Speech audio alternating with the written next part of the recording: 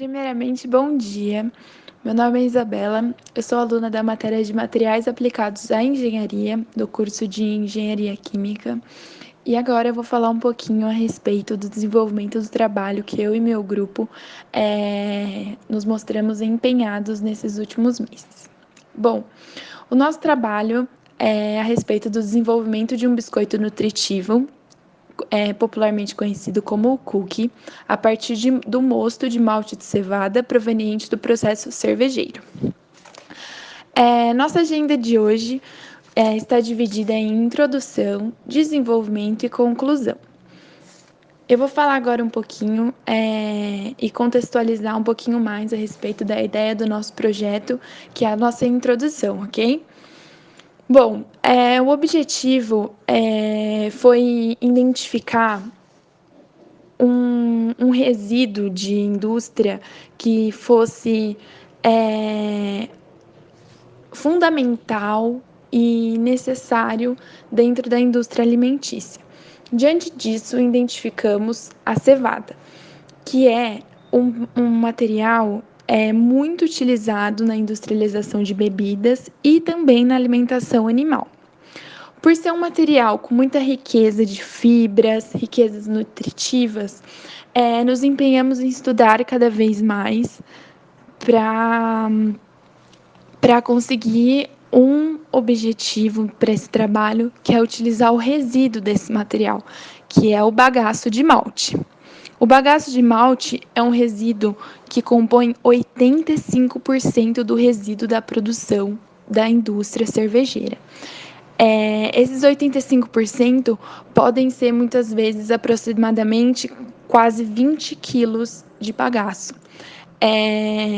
Atualmente, ele não tem muito valor comercial, mas ele é usado muitas vezes para compor alimentação animal, muitas vezes para adubo de produções.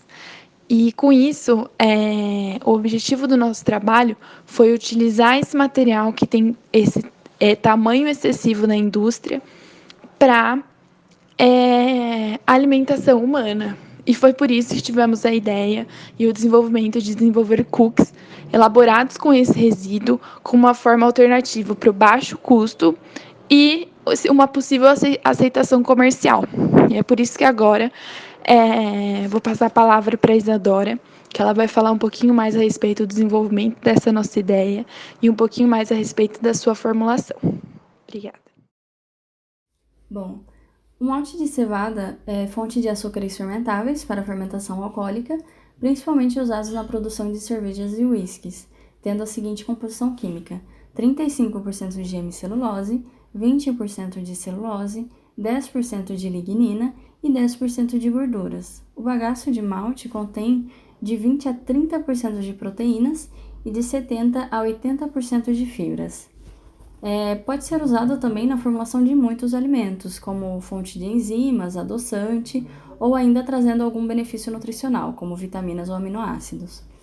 Para a formulação dos cookies, tivemos como base uma receita padrão, sendo que parte da farinha de trigo foi substituída por bagaço de malte. A receita original conta com os seguintes ingredientes: 180 gramas de farinha de trigo, 4,3 gramas de sal, 4,4 gramas de fermento biológico, 90 gramas de açúcar refinado, 55 gramas de açúcar mascavo, 150 gramas de manteiga, 48,9 gramas de ovo e 5 gramas de essência de baunilha. Esse processo foi repetido 3 vezes, sendo que na primeira formulação, 10% da farinha foi substituído pelo malte de cevada, na segunda 20% e na terceira 30%. Após a mistura dos ingredientes, o formato do cookie foi feito e posto para a cocção a 180 graus Celsius por mais ou menos 20 minutos. Bom, para o processo de análise do potencial nutritivo do nosso cookie, nós realizamos uma rápida avaliação sobre algumas características físico-químicas do nosso produto final. Por se tratar de uma análise envolvendo muitos dados numéricos, aqui nessa apresentação a gente optou por trazer uma forma mais visual e menos textual esses dados, porque assim ele fica muito mais comparativo e autoexplicativo para quem está vendo de fora a nossa pesquisa.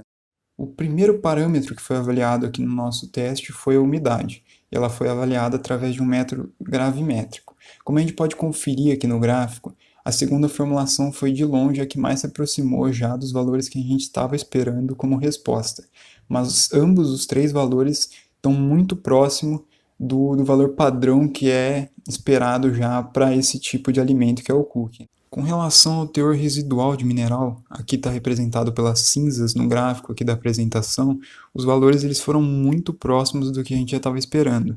Então a gente não teve uma variação muito alta, nas três formulações elas mantiveram ali muito próximo ao que é o valor esperado já. Então aqui não teve nenhuma novidade nesse gráfico. Já nas proteínas, os valores obtidos eles foram retirados de uma determinação de nitrogênio na amostra, né? Todos os três casos eles foram superiores ao valor de referência que a gente já havia pré-estabelecido. O mesmo caso ele se repete na avaliação de fibras brutas que a gente fez. Os três casos eles foram bem superiores. O terceiro caso, a terceira formulação que a gente usou, né, ela foi disparado acima da média do que a gente já tinha previsto para ser o valor padrão, e eles foram bem superiores nessas duas avaliações. Nos casos dos lipídios que foram avaliados, a gente não teve tanta variação assim quanto nos gráficos anteriores que eu comentei. Teve uma variação, é claro, considerável na terceira amostra, que foi uma variação positiva, né? Ela foi um pouco superior ao que a gente estava esperando para ser a média, só que nesse caso, a nossa primeira formulação ela ficou um pouquinho abaixo ainda da média. Então a gente não teve uma variação tão grande se a gente considerar as três formulações, né? Elas se mantiveram ali bem próximas da média que a gente já estava estipulando. Por fim, agora em contraponto com as outras avaliações que a gente já tinha feito anteriormente, com relação aos carboidratos agora, a terceira formulação ela ficou bem abaixo do que a gente já estava esperando. Então, houve um balanço, digamos assim, entre as propriedades, porque nas anteriores a terceira formulação não tinha tido uma avaliação positiva em relação à média, e na avaliação de carboidratos isso não aconteceu. Essa variação ela foi negativa, então acabou que por final a gente teve um balanço muito bom em todas as formulações, não somente na terceira, com relação às propriedades que a gente avaliou aqui nesse potencial nutritivo do nosso cookie. Bom, nós fizemos também uma avaliação para saber qual é a aceitação do público sobre o nosso cookie. E o hall de avaliadores totalizou-se 10 pessoas que foram responsáveis por avaliar as formulações, né, as diferentes formulações, e foi distribuído notas de 0 a 5, sendo 0 não aceita e 5 muito aceita. E os cookies foram aprovados, né, com essa avaliação que nós fizemos, e não teve grandes diferenças entre as formulações, né? Todas foram muito bem aceitas e não teve nenhuma que teve uma diferença muito significativa.